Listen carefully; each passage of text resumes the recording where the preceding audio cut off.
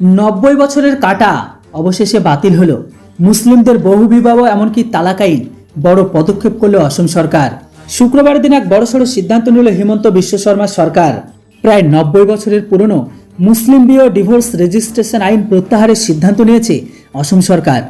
ভোটের মুখে এটি যে একটি বড় সিদ্ধান্ত সে কথা বলাই বাহুল্য।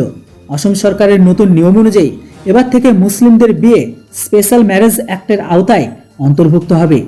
হিমন্ত বিশ্ব শর্মার এই সিদ্ধান্ত যে অসমে ইউনিফর্ম সিভিল কোডের কার্যকরের প্রথম ধাপ সে কথা বলাই বাহুল্য। এইদিকে দিন কয়েক আগে ইউনিফর্ম সিভিল কোড সংক্রান্ত বিল পাস করেছে উত্তরাখণ্ড সরকার।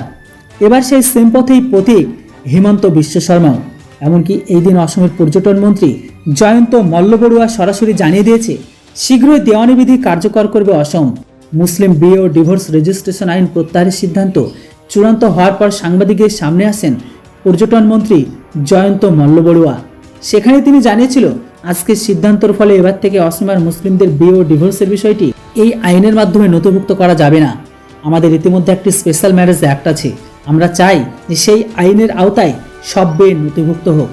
অসম সরকারের মতো 1935 সালে মুসলিম বিয়ে ও ডিভোর্স রেজিস্ট্রেশন আইনের কারণে মুসলিম সম্প্রদায়ের মধ্যে বাল্যবিবাহের সংখ্যা বেড়েই চলেছিল। বিয়ের বয়স হওয়ার আগেই ছেলে মেয়েদের বিয়ে দেওয়া হচ্ছিল। আর এবার সেই কথা মাথায় রেখে এই আইন বাতিল করল অসম সরকার। পর্যটন মন্ত্রীর কথায় আজকের সিদ্ধান্তে অসমের বাল্যবিবাহের সংখ্যাটা অনেকটাই কমাতে সক্ষম হবে। এখনকার পাওয়া খবর অনুসারে এতদিন পর্যন্ত অসমে মোট 94 জন এমন ব্যক্তি ছিল যাদের কাছে মুসলিমদের বিয়ে ও ডিভোর্সে নথিভুক্ত করার ক্ষমতা ছিল। তবে অসম সরকারের এই নতুন সিদ্ধান্তের পর তারা আর সেই ক্ষমতা প্রয়োগ করতে পারবে না। এই বিষয়ে নতুন নির্দেশিকা জারি করা হবে বলে জানিয়েছে তিনি। তবে এই যে 94 জন ব্যক্তির উপর যে দায়ভার ছিল তারা যেন ভবিষ্যতে কোনো আর্থিক সমস্যায় না পড়েন সেই জন্য তাদের আর্থিক সহায়তা প্রদান করা হবে বলে জানিয়েছেন তিনি। বন্ধুরা, আসাম সরকারের এত বড় সিদ্ধান্ত সম্পর্কে শুনে আপনারা কতটা খুশি অবশ্যই কমেন্ট বক্সে লিখে জানান।